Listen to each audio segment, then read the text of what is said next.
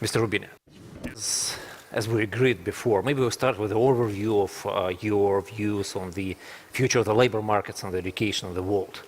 And if you talk about the connection between your forecasts and your understanding of the current economy and your idea of the changes and transformations of the labor market and the education, which you expressed so brightly in the last articles, we would be extremely grateful. Yeah, first of all, it's a great pleasure and honor being here at this great forum. So it's wonderful being in Moscow here. And usually I speak about what's going on in the short run in the global economy. This morning I gave a lecture about what's going on in China, in emerging markets, in Europe, in the United States. And there are, of course, short-term economic problems, including risk of renewed financial crisis. But I think that an innovation forum like this one should be thinking also about the medium, long-term future of the global economy and how technology and innovation is going to change the way we live, the way we work, the future of jobs, and so on. And I would say that while everybody who is a technologist is quite giddy and excited about all the great things that are happening, I often go to Silicon Valley and you talk to these people and you're saying we're on the verge of a cusp of not just information technologies, but also biotechnologies, manufacturing technologies, new financial technology are going to completely change the world, increase productivity and growth. I think one of the key questions that comes to mind are one, what's the future of jobs and of labor, and what's the future of income and wealth inequality. And I think there is a bit in this debate a division between those who are more utopian and those who are more dystopian. The more utopians say, we've had the first industrial revolution, we got the second industrial revolution. Every time a new machine came, people say that's going to displace workers and jobs. And guess what? The increase in productivity, increase income, increase consumption, new goods and services were created, new jobs were created. So now we're in the third industrial revolution. Similar things are going to happen, so there's nothing to worry about. And then there are those who have a more dystopian view, who say that this is very different from the past, and there is a threat long-term to labor, to jobs, to income, and also a shift and rise in inequality is going to become quite severe. I mean, some people go as far as saying that robots are going to replace not just jobs, but also the human race. Stephen Hawking was the greatest astrophysicist of our time, recently gave a lecture in Cambridge saying that humans should start thinking about colonizing other planets because robots and automation are going to replace not just jobs, but also the human race. So that might be a bit of an extreme view of people who think that singularity might be around the corner, but I think it's an important question, the one of what's going to happen. And I think that a few things have happened in the last few decades. One is that trade and globalization has led to a significant offshoring of many jobs that were in the United States, in Europe and Japan. They were labor-intensive, low value-added. Because of trade and globalization, have gone now to emerging markets, especially in Asia, China, but also other economies. And these used to be traditionally blue-collar jobs. They were labor-intensive and low value-added. So we don't produce any more T-shirts in the United States. These are going to China. And even China now doesn't want to produce any more T-shirts, and those are going to Vietnam or Bangladesh and things of that sort. But this offshoring that started in blue-collar jobs that displaced both jobs and incomes in low value-added, labor-intensive industries and advanced economies is now innovation that also extending to services. Many services now have become tradable. Financial services, call centers, anything to do with technology. And now, of course, the jobs that could be done by a call center in the United States can be done by a call center in Bangalore or in Manila. But the key point is that those jobs that are now displaced and offshored to emerging markets, blue collar and white collar, eventually might be replaced by robots, automation, or a piece of software. So today, maybe a radiologist in India, in Mumbai, can do the same job as a radiologist in New York in reading your X-rays or MRIs, but maybe tomorrow there'll be a piece of software that can do it better and cheaper than any radiologist in New York or Mumbai, and the one in Mumbai is paid 1/4 of the salary of the one in New York.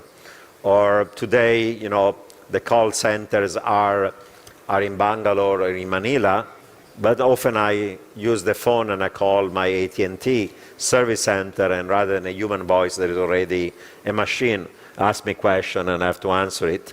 Call them Siri types of machines, or, you know, there are movies like Her and others that show you what happens when machines, a piece of software, can replace also humans. So I think the first stage of this transformation is offshoring of jobs from advanced economies to emerging markets, first blue collar, then white collars. But now there is also another shift that means that many of those jobs are going to be disappearing even from emerging markets. For example, in a place like China today, the iPhones and lots of gadgets, electronics are being produced, say, by Foxconn, that is a company that has maybe 1 million workers in China, but wages are rising in China, and Foxconn now is expecting in the next decade to replace those jobs with automation and robots and machines. So at least in US, Europe, and Japan, levels of per capita income are high, if stagnating, while China is still a middle-income country, or other countries are not even middle income. So the question is, what's going to happen to jobs? What's going to happen to income? Not just blue collars, but also white collars. Not only low value-added jobs, but increasingly technology and software can also replace jobs of traditionally middle-income kind of workers. There's a recent study by MIT researchers suggest that up to 50% of all professional categories, most of them white collar, could in the United States in the next few decades be replaced by computers, machines, or robots, and so on. And therefore, there's a question of both jobs, of incomes, and then the implications of all these for income and wealth inequality.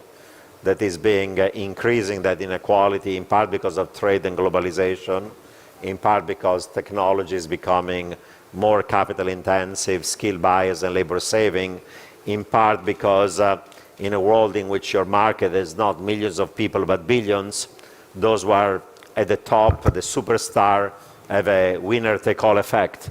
If you are the best lawyer, the best investment banker, the best trader, the best athlete, the best rock star, the best economist, the best journalist, the best guru, you name it, you get the benefits of a market of billion.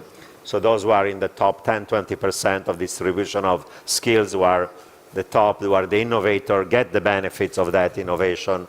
Everybody else in the pyramid gets less of it.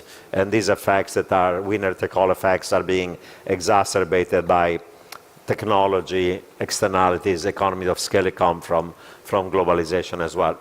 So I don't know whether one should be more utopian or more dystopian. I think it's an open debate. There are arguments both ways, but certainly this is a key issue that we have to think about and discuss. Great. But then, to my mind, something is not getting through.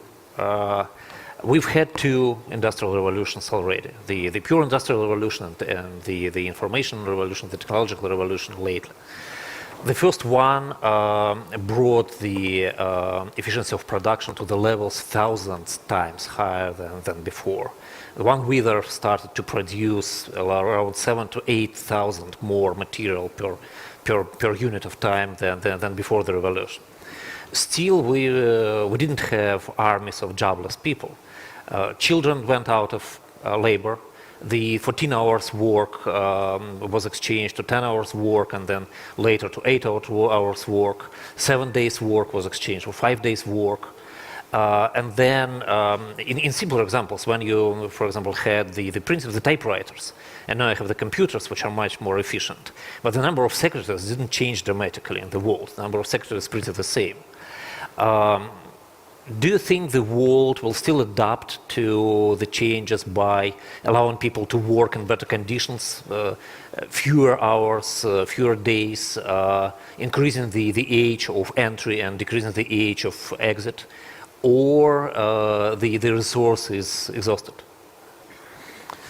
Well, you know, again, the more utopian view of things was expressed already in the 1930s by John Maynard Keynes. You know, he wrote an essay about what will be the future of his own grandchildren. And even at that time, there was, you know, first, second industrial revolution.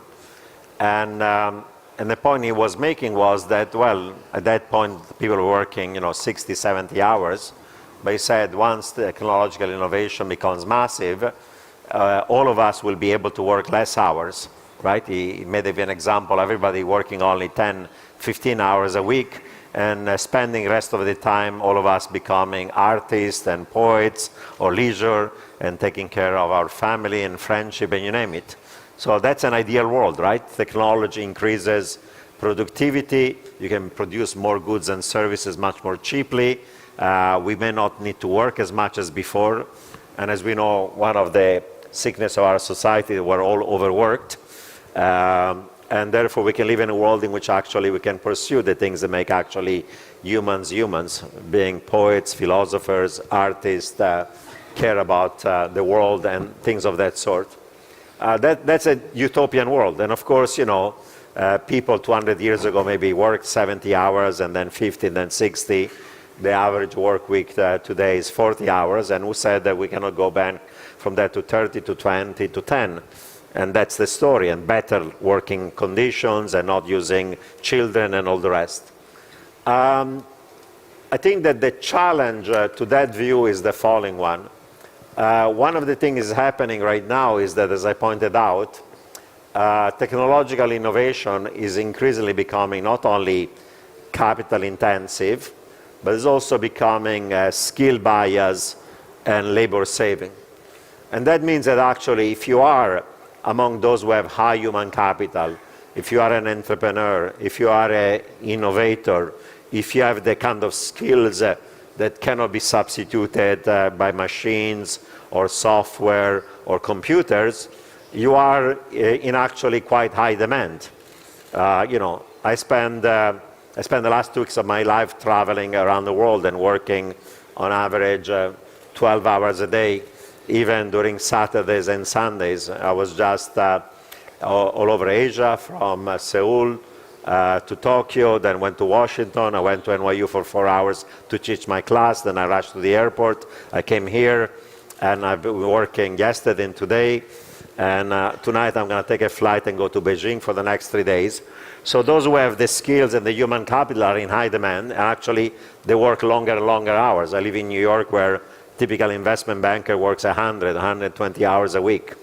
And we could be actually in a world that is the opposite of the one of John Maynard Keynes. It's not a world in which everybody works 15 hours and then we have leisure, but those who have skill, they are in high demand. Those who are entrepreneurs, those who are innovators, or those who are creators are in high demand, and they end up working 100 hours a week and maybe be rewarded significantly for their work, while everybody else whose job, whether it's white collar or blue collar, low value added or medium value added, is replaced by machines, is totally dispensable. And there is no jobs for them, or jobs that are too mediocre to give you a living wage.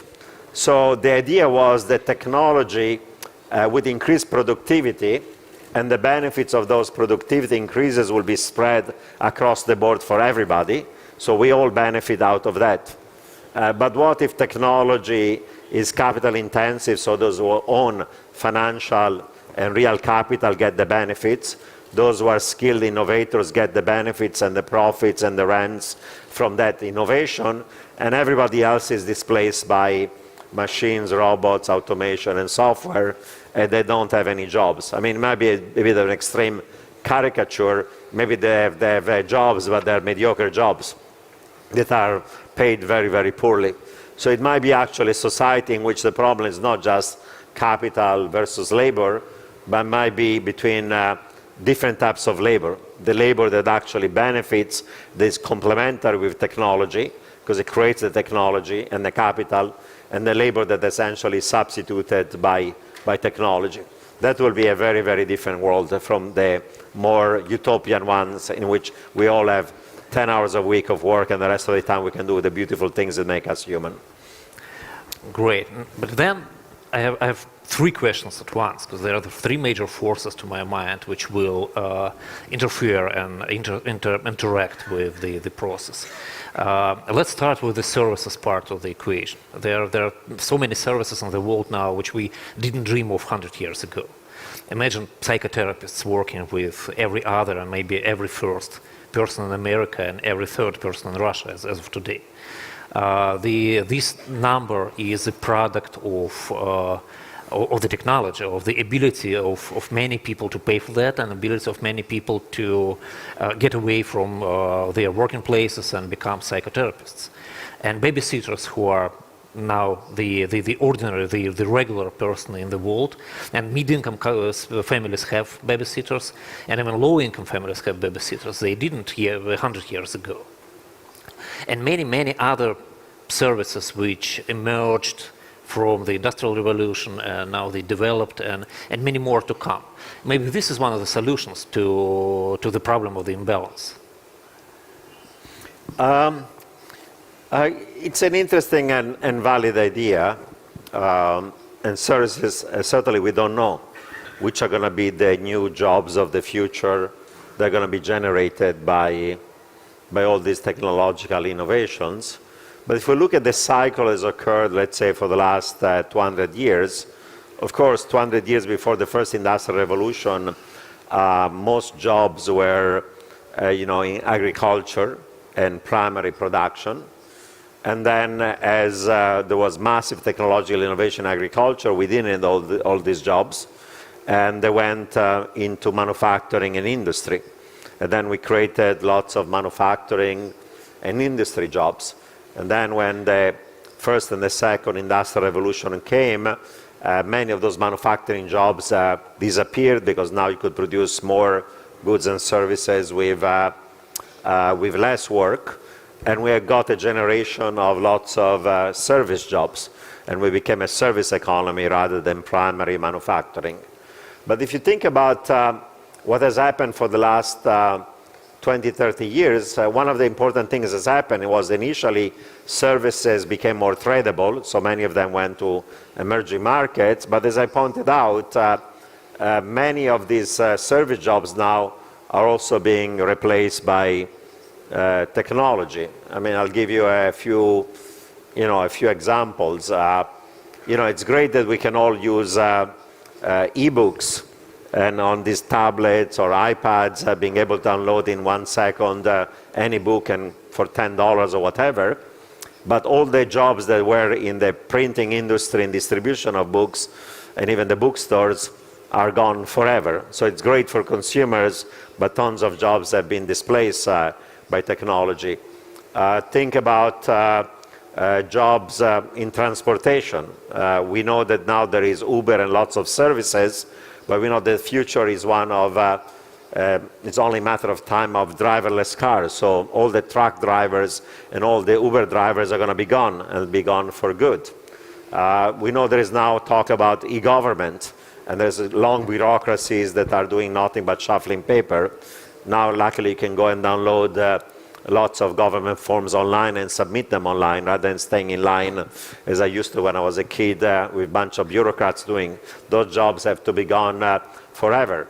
Whenever I go to the supermarket now in the United States, the checkout line, I don't have a clerk anymore. I can just do it on my own. And there were labor-intensive jobs that were those that were restocking the shelves with all the foods in the supermarket. Guess what? Now there are robots that are going to be doing it. And all the kind of e-commerce implies that thousands of retail jobs are gone, and luckily I can find those goods and services on Amazon. And for every worker in Amazon, there are probably 10 retail jobs that are being replaced. And soon enough, even the The postman who has to deliver my thing might not be necessary there, because if Amazon is its own way, drones are going to be delivering for us the goods we're buying from there. Or I'm in the education kind of business. Given online courses, what do we need in the United States? 10,000 professors of economics. Maybe you take the top 100 of them, you have online courses. Even somebody living in Peoria can take course from Harvard, MIT, Moscow State University, and great universities of the world. And thousands of those jobs are going to be gone. Or take the point about healthcare, where, as I said, the job of a radiologist in New York or Mumbai might be replaced by software. So increasingly we're seeing a situation in which even in services, tons of services are being replaced by technology, and it's only a matter of time. And people say there'll be all these new services and new jobs and all sorts of other personal services you can provide. You know, some of those personal services are going to be provided also by machines. I mean, I was just recently in Japan, where, you know, there's aging of population. You need hundreds of thousands of people to take care of the elderly. For cultural reasons, they don't want to import immigrants from the Philippines or Indonesia. And now they're creating robots, their personal assistant, are going to take care of the elderly. And people say, well, these guys don't have emotions and so on. Now they recognize your facial expression. When they're sad, they become sad. When you're happy, they become happy. They're going to become emotionally whatever. So we said that even those personal services cannot be provided eventually by a robot. It's going to be your friend. And there is plenty of virtual friends online of one sort or the other. And people say, you know, that all these new industries of the future are creating new jobs. But take a few examples in technology. Take, you know, Apple or Amazon or Google or Instagram or Facebook or you name it, or WhatsApp. You know, when WhatsApp was acquired by Facebook for $19 billion, $19 billion was a company with 50 employees. You know, Kodak, that was the photo company of the past, at the peak was employing 150,000 employees. Instagram, that right now does much better than those things, where it was came out was at 1,000 employees. Facebook 3 years ago had only 6,000 employees and so on. And as I pointed out, for every job created by Amazon, probably there are 10 retail jobs that are being replaced by computers and machines and Amazon as well. So we're telling this nice story that there'll be all these great new jobs of personal services that the machine cannot do that are going to be coming out there. It's possible. So far, we have not yet seen it. I mean, it's possible. I'm not saying it's not going to be happening, but I think there are lots of things that are happening right now where the new industries of the future are not labor intensive. If you look at the major internet companies around the world, great, successful, market caps of hundreds of billions of dollars as Google, how many employees does Google have? Or I can give you any example around the world. So maybe it is the future of those kind of new services requiring human beings rather than machines. We'll see whether those jobs are going to come out and where are they going to be. Okay, then we probably can come from another angle. There are still states and the governments. And the governments, and at least the leaders of the governments, are being elected by the equal voting of the citizens of the greater countries, of the developed countries at least. Then when we move through the process, and if we believe the promise of the new world with much less jobs, we will have the governments elected by unemployed people, generally. Then unemployed people will majorly demand the subsidies from the government. They will demand the provision of the good level of living without contributing of their labor to the country. This is there was a different situation from the later 19th century, when the change in the labor productivity happened in the countries where the oligarchs, the big industrial groups, held the powers, and they decided in favor of their efficiency. what would be the effect on the governments and on the behavior of the states and even on the democracy? Yeah, that's an important and difficult question. First of all, I would say, if we do believe that there is a problem, and by the way, if you look at historical evidence, it may be true that eventually those productivity increases create new industries, new jobs, new incomes, and so on. But that period of time can be quite long. For example, economic historians, have shown that during the first industrial revolution, real wages actually stagnated for almost 100 years, and was only afterwards that eventually we created lots of new goods and services that increase the jobs and the incomes of even working class people. And the transition lasted, almost 100 years. Or, for example, in the United States, median incomes in real terms now have stagnated for 25 years. So, when you didn't have democracy and you were a worker and there was not universal suffrage, tough luck. That adjustment would occur, and politically those who were below had to accept those adjustments, and there was maybe turmoil, there were strikes, there were revolts, but with some exception, those things did not lead to revolution. But those were kind of wise enough among the bourgeois classes realized that either you created a welfare state and you improved the working conditions, the material condition with education, healthcare, pension, unemployment benefits of the masses, and that was the condition for sustaining liberal capitalism, or otherwise you led revolution. And some countries did it. Some countries like Russia did not do it, and you ended up with communists and the Soviet system. So I would say that, first of all, if we do believe that these things are going to be disruptive for long periods of time, we have to think about the policy solutions. And there might be enlightened policy solutions. We have to make sure that we educate our children in a way that makes them be able to compete in this globalized digital economy. The kind of skills education you need can be discussed, but maybe there are ways of providing people with the tools that they're not going to be displaced by technology and machines and so on. That's the first solution. The second solution is that if some people are going to be losers for good and their incomes and their jobs are going to be displaced, some degree of progressive taxation that says those who are fortunate enough, because sometimes it's not just a matter of being skilled with more skills or with more intelligence, sometimes it's good luck or bad luck. Those who are fortunate enough to have done well will have to be taxed more, owners of capital and those who are doing better in the distribution of income, so that we do either redistribution of income to those who are losers, or we give them then education, training and skills to be able to compete and so on. So you have to think about social policies of redistribution that avoid more radical political choices.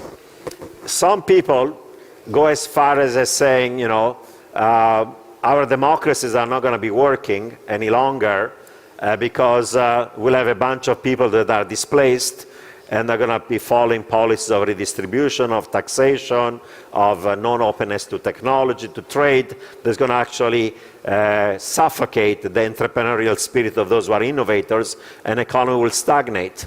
And people have these, I believe, delusions of going back to the kind of Platonic ideal of democracy, where there was a bunch of benevolent wise men, or women, in that case was only wise men in ancient Greece, where the philosopher and the statesman who can think about better policies for everybody else. So some people say, democracy is not going to work and we need some form of benevolent autocracy. But I fear that more than a benevolent autocracy in that scenario, we end up into non-benevolent autocracy. And my example are not just books like 1984 by George Orwell or The Brave New World by Aldous Huxley, but if you go and see the movies, the Hunger Games, what is the Hunger Games? It's a society in which essentially those who are dispossessed where the losers are essentially living in concentration camps, in colonies, and those who instead are the elite are being succeeding because of technology and innovations are imposing their own dictatorial preference on everybody else. So it becomes not a benevolent autocracy a la kind of philosopher states of Plato, but becomes actually one in which you have to use violence and power to keep the masses and the mobs of people are dispossessed under control, to make sure that those who are elites are getting their own luxury and their own benefits. So it might not be, those changes politically might not be towards a more benevolent forms of autocracy, but a more malevolent one. And that's the risk that we face in the long run, that will be the political outcome of these trends if you don't create a society in which actually you give more opportunity to people. A democracy might die, but it's not going to be a kind of like the king philosopher kind of realm. It's going to be a much more ugly one, like the Hunger Games. And if you haven't seen those movies, it's worth seeing them. The politics doesn't stop with the borders of one state. And we have the whole world with almost 200 states. The states are vastly different in terms of GDP per capita and the wages, the production per person, and in other senses. To what extent the process will differentiate the countries even more? Because we know that when labor is cheap enough, you do not need the innovations in order to produce jobs. You just use labor because it's very cheap. And generally, some people say that in ancient Egypt, the pyramids were built by slaves because slaves were cheaper than innovations. And there were no scientists because scientists were more expensive than slaves. To what extent we can see the world divided into roughly two parts: the innovative part where people lose their jobs to robots, and the part where labor is cheap, and that's why people still work there, and robots do not touch the economy of these countries. Well, certainly, you can produce the same goods and services with more capital and less labor, or with more labor and less capital. And we see that phenomenon throughout the world. Some industries in advanced economies where labor costs are high are now fully automatized. Machines are used rather than labor, while similar goods and services in many emerging markets are being still produced by more labor-intensive forms of production. Even in more advanced kind of industries, like, look at the automobile sector. I mean, in some of the emerging markets, probably is still production of cars is slightly more labor-intensive, while in advanced economies today, already the chassis of the car are totally done by robots, and some of the major car producers are going to say even the assembly is going to eventually in the next 10 to 20 years go into robots doing them rather than humans. And that relative cost of labor versus capital implies that the production composition is different. It's always the case historically. So when there is excessive labor supply relative to capital, labor is cheap, production is more labor intensive. When there is not enough labor and there is more capital and labor is expensive, then you use more machines. So those things has always been around and are going to stay with us for a long period of time. That's true, but I would say there are a few caveats that are probably, important to think about it. One of them is that even in relatively, emerging market economies, and I give you the example of China, labor costs have become high enough, and the cost of many machines has fallen sharply. I mean, robots used to cost a fortune, and the relative price of actually investment goods is collapsing very sharply, so that even in a place like China, Foxconn says, in the next 10 to 20 years, we can replace a good chunk of these millions of workers with machines and automation. So in a place like China, the question is, are you going to have a process where technology replaces most jobs even before most people become rich, because at least in advanced economies, most people have become rich. That's one factor. The second factor that is at play is that as long as we have trade and globalization, if automation implies that machines can produce very efficiently certain goods, whether it's in advanced economies or in China, then probably the chances for industrialization and growth of manufacturing in many emerging markets are going to be disappearing. I mean, already in many of these emerging markets, the fact that China is such a dominant force implies that there are challenges to growth of manufacturing and industry, and having the industrialization is the typical stage of moving away from primary production. So many countries are not going to be able to go through that stage because the goods produced by machines are going to be so much cheaper than even labor producing them locally, because labor usually is not high productivity if you don't use the best technologies. And increasingly, probably, as I pointed out, there will be also a number of services that they get traded internationally, can be provided also by machines. Services are not as tradable, of course, as goods, and there'll be a whole range of services that are going to remain non-tradable. So I'm not saying that most jobs are going to be disappearing. We're speaking anyhow to process is going to take decades, if not longer. But I think that the question of can poor countries go from poor to middle income, let alone from middle income to higher income, and not be trapped in a middle income trap, those questions are going to become more complicated in a world in which technology produces very cheaply goods and services, and those innovators are going to have a comparative advantage compared to those who are not. And therefore, the opportunities for economic growth and recovery are going to be challenged for those who are behind the curve. I think we don't know what's going to be the outcome of it, but there are question marks about something like that as well. Okay, let's go again from top to the bottom and start with the states. When we talk about states who are the winners of the competition, who go through the innovation process and who establish the economy based on innovations and consume less labors and produce more technology, what are the features of such states? What do they do in order to become the successor of the beneficiaries of the revolution, as opposed to the countries who are said to be losers? Well, first of all, you have probably to think a little bit about what are going to be some of the industries of the future that are going to be important, the new industries as opposed to the traditional one, and then identify which countries have the skills to be able to be innovators in this in competition. You know, I would say there are at least 6 new industries of the future. One has to do with ET, what I call it, energy technologies.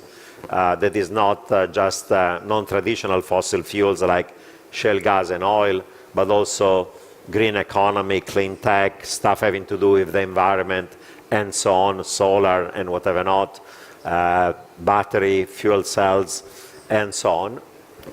That's one aspect of it. Second aspect of it is going to be biotechnologies, stem cell research, biomedical research, neuroscience, things going to make us live longer and healthier. And there is a whole revolution there that's going to go through gene therapy. Third one is information technologies, Web 2.0, 3.0, social media, cloud computing, Internet of Things, and all that stuff that's happening with all the apps. The fourth one is going to be MT, manufacturing technologies, robotic automation, artificial intelligence, nanotechnologies, 3D printing, personalized manufacturing, and you name it. The fifth one is going to be FT, financial technologies or fintech. There is a revolution also in the provision of financial services, online payment system, cryptocurrencies, peer-to-peer lending, technology applied to asset management. And the sixth one is that, unfortunately, in a world in which there are still geopolitical conflicts, there is still demand for weapons, and weapon systems are becoming increasingly high-tech, whether it's drones or application of high-tech system to weapon system of one sort or another. So these are at least six, and within them there are many subsectors. So, and then you can ask yourself, take countries like, say, US, different parts of Eurozone or Europe, take emerging markets like Brazil, Russia, China, India, to speak about the BRICS, take Korea, take Japan. Ask yourself, in these six industries of the future, which countries seem to have more comparative advantage, in how many of them, and so on and so on. I think that's an open question. But I would say that the things that probably drive being able to be at the frontier of these things are, one, having the right type of human capital, because these are things that are highly sophisticated, that require having, how to say, enough people that are very good in what people refer as STEM, science, technology, engineering, and mathematics. Those are the kind of things that, broadly speaking, are necessary. So you need to have human capital and the right type of human capital. You need to have an overall institutional system and business environment that is conducive to have creative destruction, in which you have startup firms, new firms that create all these new innovations, as opposed to one that doesn't foster that type of creativity and innovation. And there is an important role that even the government and the public sector can play in fostering, say, basic research that leads then to the kind of application that you need and want. You need usually a dynamic private sector, because most of these innovation, with few exceptions, do not occur probably, in the public sector. So you need also the right type of infrastructures. So it's a combination of human capital, investment in physical capital, investment in infrastructure, good institutions, and good technological capital that you have to develop over time that takes you to a place where you want to be. It's a combination of all of these things together that you need them to be more successful in more of them. Great, and we're essentially coming to the end of the lecture, and the last question should be about the topic of the day, right? We haven't touched it really before. When you talk about the human capital, you talk about the education.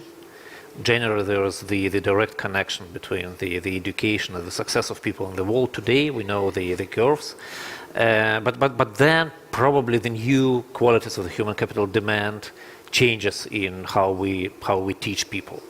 At least in Russia, we know that Russia is focused on making a small piece of Google out of students. They need to memorize facts. They need to memorize the explanations. They are hardly taught to be entrepreneurial. They're hardly taught to be excellent in what they do. They're hardly taught to think, to challenge, to compare. I know less about the American education system, but then probably all of them look pretty much alike. What do you think about the changes necessary?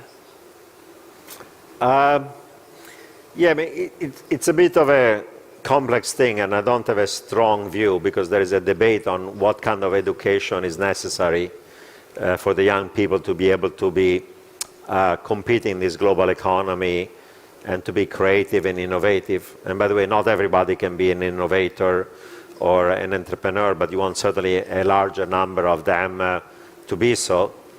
And actually some societies in the past have been able, like in Switzerland or Germany, to be quite successful in vocational training by telling people, we need a X number of mechanics or these kind of things, as opposed to going to college education, and providing actually economic opportunity like this, even if with creative destruction, entire firms, industries are disappearing, maybe traditional vocational training may not be as successful as it's been in the past, because technology is going to change many things.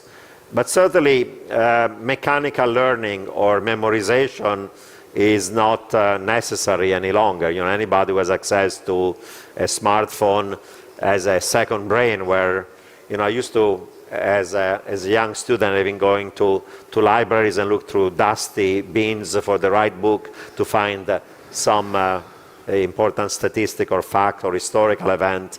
And right now, all those books are on Google Scholar, and any kind of question you can ask on Google or whichever search service can get an instant answer for it.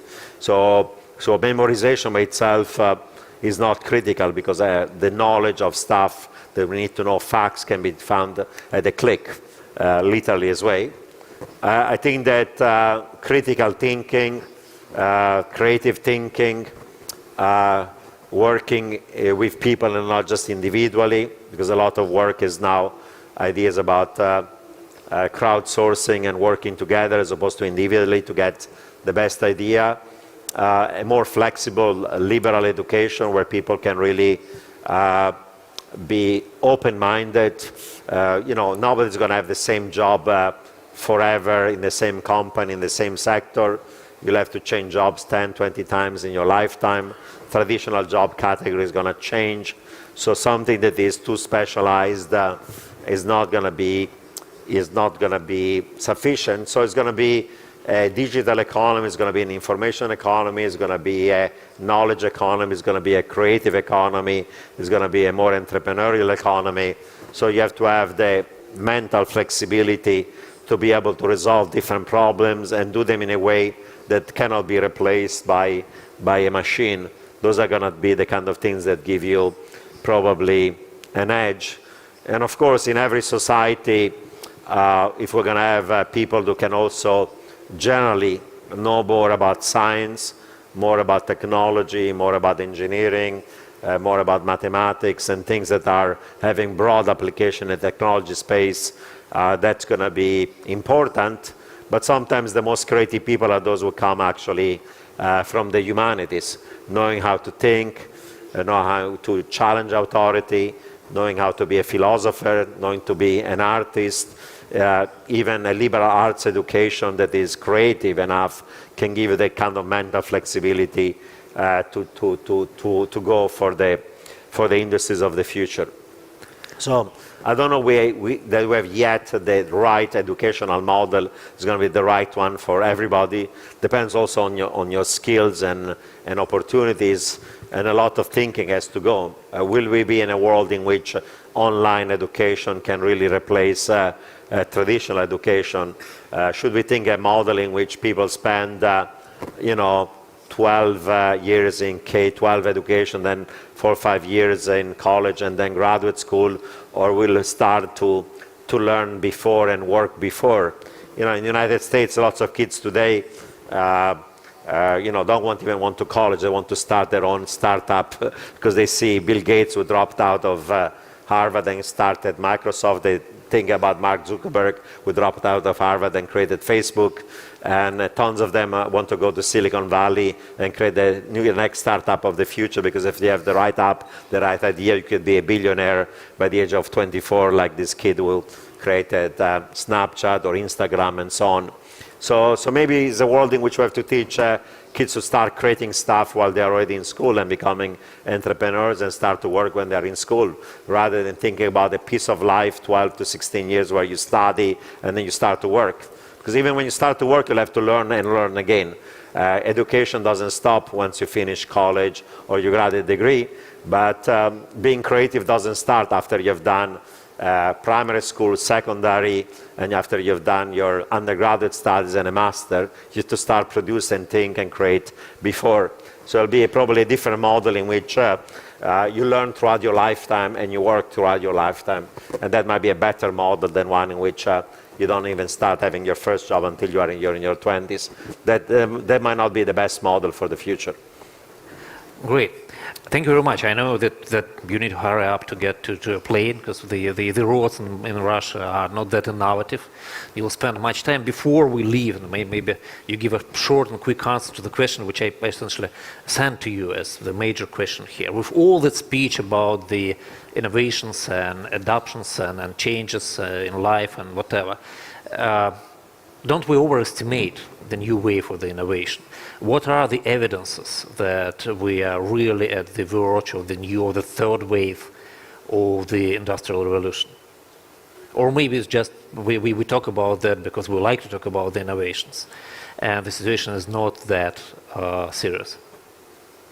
Well, there are two views. One says, life has not changed very much, We are still driving cars and, there are fancier cars than before.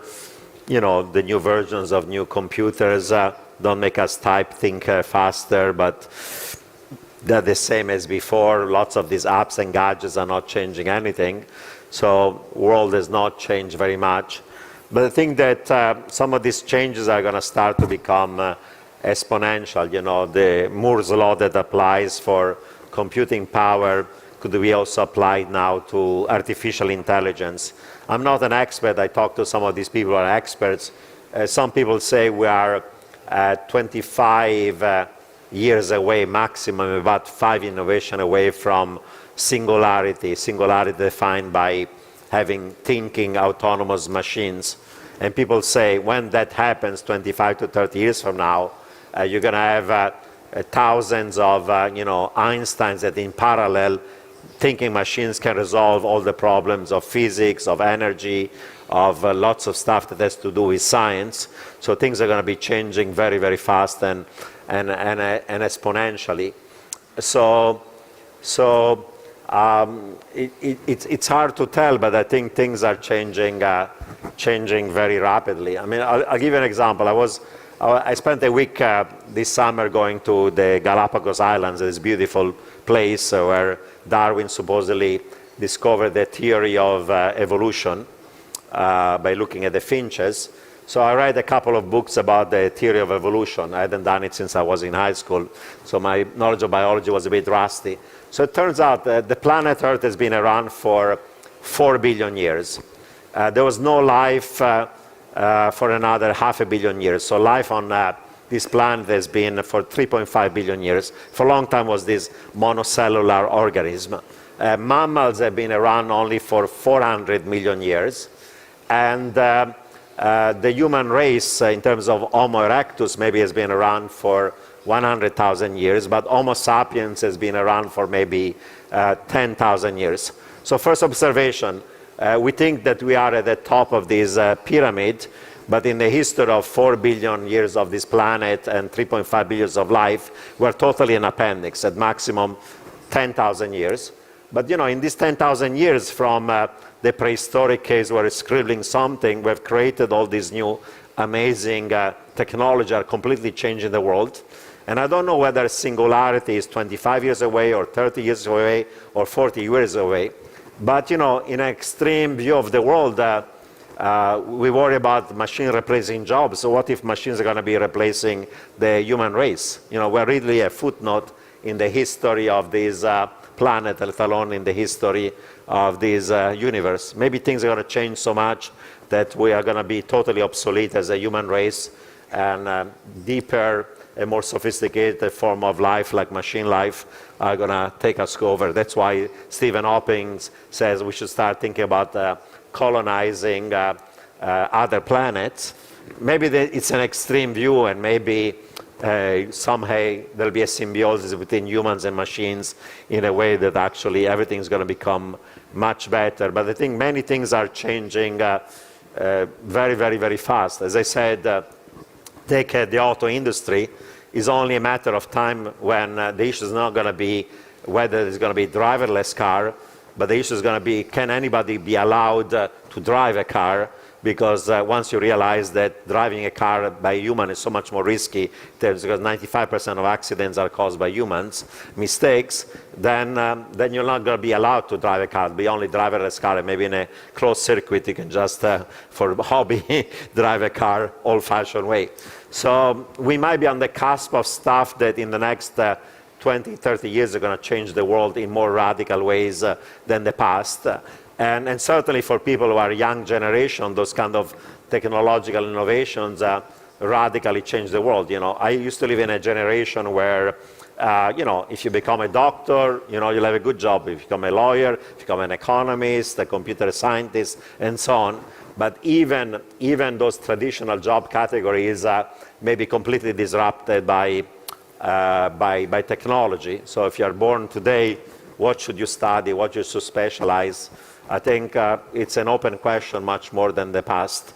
So in many ways, nothing has changed radically, but probably the next 30, 40 years are going to be very different from the previous 40, 50 years. I think we might be on the cusp of major new disruptive technologies that are going to change the way we live, we work, we interact, and all the rest. You've set a very optimistic note to the end of the lecture. Mr. Rubini, thank you very much. The time is over, unfortunately for us, not for you.